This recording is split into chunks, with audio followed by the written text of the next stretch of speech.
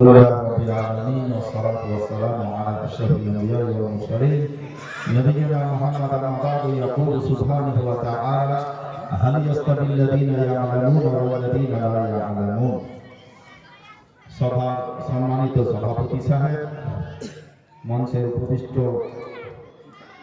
আমার কেউ ছোট আমার কেউ বড় শিক্ষাপ্রিয় দিনী ভাই সকল, সামনে বসে থাকা আমার শ্রেণীর ছাত্রছাত্রী, আসলে আমাকে কিছু বলতে বলা হয়েছে, সময় খুব সংক্ষিপ্ত, তো এই সংক্ষিপ্তটাও না দিলেও আমার কাছে ভালো লাগতো। তবুও বলছেন যে কিছু বলে, আসলে শিক্ষা নিয়ে কিছু বলতে হয়, যেহেতু শিক্ষা এই মজলিস, শিক্ষাকে আল্লাহ রাব্বুল আলামিনের ভাষায় যে শিক্ষা হাল ইয়াস্তাবিল্লাযীনা ইয়া'লামুনা ওয়াল্লাযীনা লা ইয়া'লামুন, শিক্ষিত ও অশিক্ষিত কোনদিন কি সমান হতে পারে?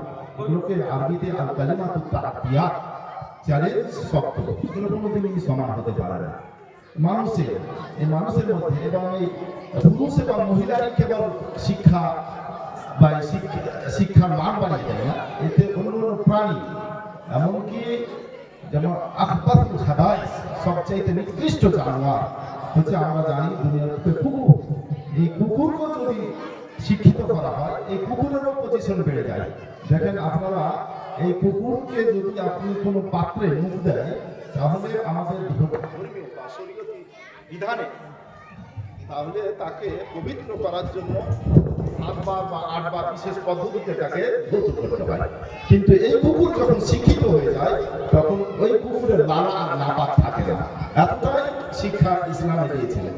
কিন্তু দেখেন, আমি শিক্ষা বেশ কিছু স্তর আছে, কোয়ালিটি আছে। ইলমুল ওজুব কিছু যেটা আছে আবশ্যিক শিক্ষা, ইলমুল মুস্তাহাব কিছু ভালো, কিছু ইলমুল কেরাহা, ইলমুল তাহরিম কিছু হারাম বিদ্যা আছে। সব বিদ্যাই শিক্ষা যাবে না।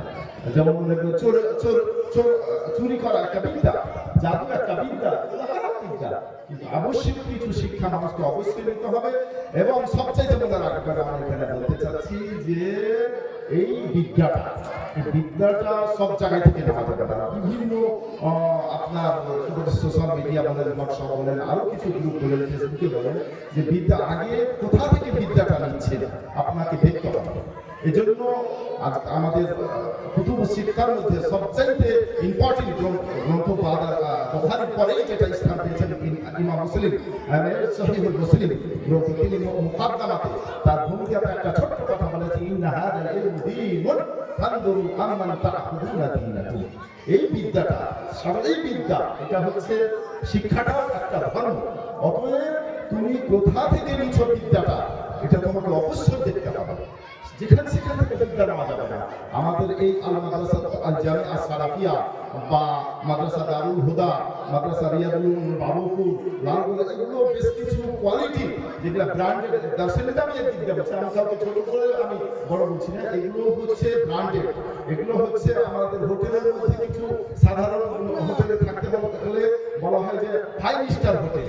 এগুলোর মাশাআল্লাহ এই বিদ্যাগুলো অবশ্যই আপনাকে সব জায়গায় নেওয়া যাবে। এদের কাছে একটা আস্থা এবং এদের মাশাআল্লাহ যে কোয়ালিটি, যে শিক্ষকরা আছে, সবাই দেখেন আরবি, সবাই একটা বলবে, আরবি জানলেই আপনি ফতোয়া দিতে পারবেন না। আরবি শিখলে সেটা দার্শনে জামিয়ার যে খেদমত, সেটাকে যারা ইসলামী জগতে অস্বীকার করবে, তাকে নিমুখ হারাম ছাড়া কিছু বলা যেতে পারে।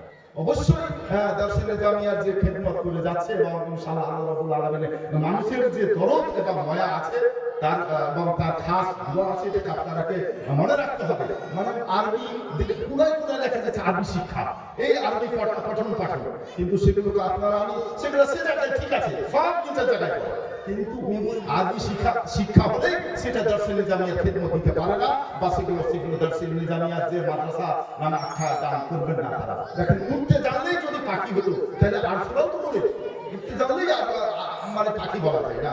আরবি পড়া হলেই সেটা দার্শনে জামিয়ার যে মাদ্রাসা বা যে খেদমত দিচ্ছে, তার সাথে তুলনা করা, এগুলো একটা, আমি বলবো আমার নিজের ভাষায়, আমার খুব কঠিন ভাষা নয়, সেগুলো একটা বেয়াদবি হবে। এটাই বলে আমি আমার সংক্ষিপ্ত আলোচনা শেষ করলাম। আসসালামু আলাইকুম। ধন্যবাদ আমাদের সম্মানিত অতিথি ফজিলতুল শাইখ ইরফানুল হক মাদানী সাহেবকে। তিনি আমাদেরকে